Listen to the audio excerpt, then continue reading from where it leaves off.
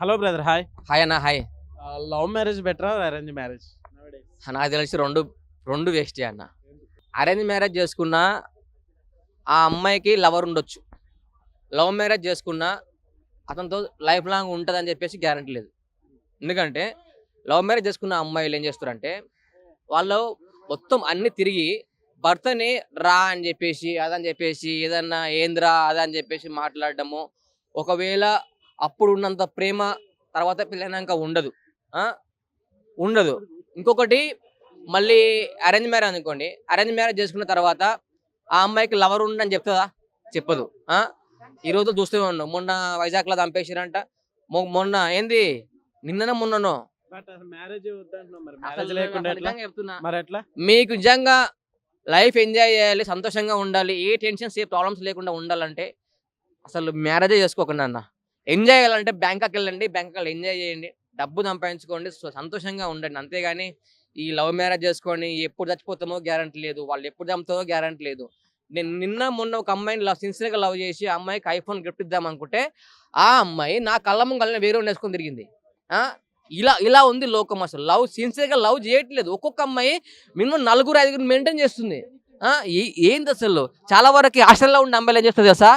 డబ్బుల ఖర్చుల కోసము డార్లింగ్ ఇలా డబ్బులు కట్టాలి, రెంట్ కట్టాలి, హాస్టల్ ఫీజు కట్టాలని చెప్పేసి ఒక్కొక్క అబ్బాయిని వాడుకోవడం, ఇంకొక అబ్బాయితో లవ్ చేయడం. ఇలా దగ్గర చెప్తున్నా కదా, నిజంగా చెప్తున్నా, చాలా వరకు చాలా దారుణంగా ఉంది. నేను అందరి గురించి చెప్పట్లేదు, ఇప్పుడు దగ్గర 50% మాత్రం అమ్మాయిలు అలా ఉన్నారు.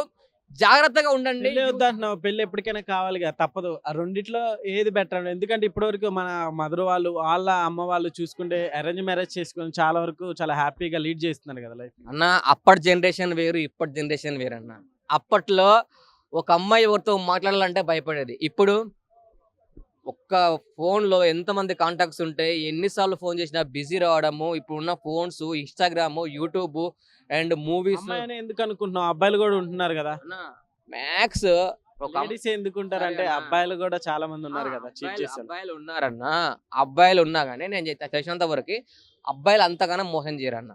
ఎందుకంటే అమ్మాయిలు వేసుకున్న డ్రెస్సింగ్ కానీ, అబ్బాయిలు కరెక్ట్ కావడానికి ఏంది, వాళ్ళు వేసుకున్న డ్రెస్, గీడి దాకా తోళ్ళ కాడికి డ్రెస్సులు, బొడ్డు కనిపిస్తట్టు బట్టలు, వీళ్ళు వేసుకొని బబ్బులను టెంప్ట్ చేసి ఆ అబ్బాయి ఏంటి ఆ అమ్మాయికి వెళ్ళి చెప్తున్నా కదా, మీరు డ్రెస్సింగ్ కరెక్ట్ వేసుకుంటే, మొన్న ఎవరో శివాజీ గారు డ్రెస్సింగ్ గురించి చెప్తే అతని గురించి రచ్చ చేసారు.